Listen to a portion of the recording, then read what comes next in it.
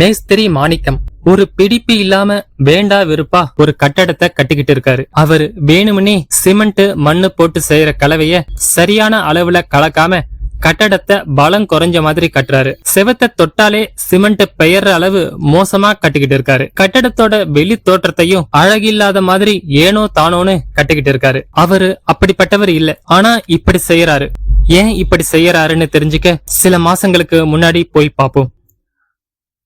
Engineer மதனை பாக்குறதுக்காக அவரு ஆபீஸ்ல வெயிட் பண்ணிக்கிட்டு இருக்காரு மேஸ்திரி மாணிக்கம். மாணிக்கம் 30 வருஷத்துக்கு மேல என்ஜினியர் மதன் கிட்ட வேலை செஞ்சுக்கிட்டு இருக்காரு. வயசானதுனால முன்ன மாதிரி ஆரோக்கியம் இல்ல மாணிக்கத்துக்கு. ஆனா வேலை செஞ்ச இத்தனை வருஷமா அவரு உடம்பு சரியில்லைன்னு காரணம் சொல்லி ஒரு நாள் கூட விடுப்பு எடுத்ததில்ல. 30 வருஷ சர்வீஸ்ல அவரு கட்டின ஒவ்வொரு கட்டடமும் பலமாவும் பாக்குறவங்க வியக்கிற அளவுக்கு ஸ்டைலாவும் இருந்திருக்கு. இப்போ என்ஜினியர் மதன் வெயிட் பண்ணிக்கிட்டு இருந்த மாணிக்கத்தை தன்னோட ரூமுக்கு கூப்பிடுறாரு. கூப்பிட்டு, சொல்லுங்க மாணிக்கம், என்ன விஷயமா பார்க்க வந்தீங்கன்னு கேட்டிருக்காரு மதன். அதுக்கு மாணிக்கம், மதன் சார், எனக்கு வயசானதுனால முன்ன மாதிரி வேலை செய்ய முடியல, அதனால வேலையை விட்டு விலகிடலாம்னு இருக்கேன்னு சொல்லியிருக்காரு. என்ஜினியர் மதன் கொஞ்ச நேரம் யோசிச்சுட்டு, மாணிக்கம், எனக்கு புரியுது, இருந்தாலும் இன்னும் ஒரே ஒரு கட்டடத்தை மட்டும் கட்டி கொடுங்க, அதுக்கப்புறம் வேணும்னா நீங்க வேலையை விட்டு நின்னுடுங்க அப்படின்னு சொல்லிருக்காரு. மாணிக்கம், இல்ல சார், என்னால முடியாதுன்னு சொல்லி முதல்ல மறுத்திருக்காரு. ஆனா என்ஜினியர் மதன் ரொம்பவே வற்புறுத்தினதால வேற வழி இல்லாம விருப்பமே இல்லாம ஒத்துக்கிட்டு இருக்காரு மேஸ்திரி மாணிக்கம். ஆனா கட்டடம் கட்ட ஆரம்பிக்கிறதுக்கு முன்னாடி தான் இத்தனை வருஷமா ஓய்வில்லாம நேர்மையா வேலை செஞ்சுக்கிட்டு இருக்கோம். உடம்பு சரியில்லைன்னு ஒரு நாள் கூட வேலைக்கு வராம இருந்தது கிடையாது.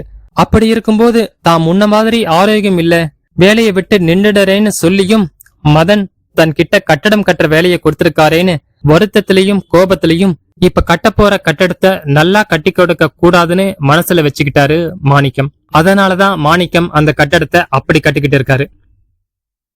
இப்போ நிகழ்காலத்தை பாப்போம். சில மாதங்களா நடந்துகிட்டு இருந்த கட்டட வேலை இப்ப முழுசா முடிஞ்சிடுச்சு.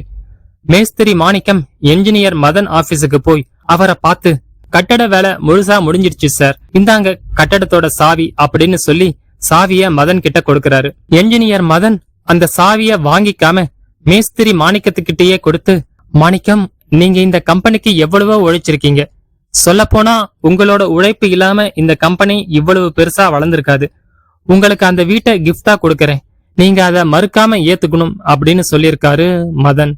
மாணிக்கத்துக்கு இது பேரதிர்ச்சியா இருந்திருக்கு. மேஸ்திரி மாணிக்கத்தோட உண்மையான இத்தனை வருஷ சர்வீஸ்க்கு ஒரு பெரிய கிஃப்ட் கொடுக்கணும்னு மதன் நினைச்சிருக்காரு. அத சர்ப்ரைஸா கொடுக்கணும்னு நினைச்சிருக்காரு. ஆனா மேஸ்திரி மாணிக்கம் இத்தனை வருஷமா காட்டின நேர்மைய இந்த ஒரு தடவை காட்டாததால அவரு வாழ்க்கை முழுக்க வேதனைப்படுற மாதிரி ஆயிட்டு இருக்கு.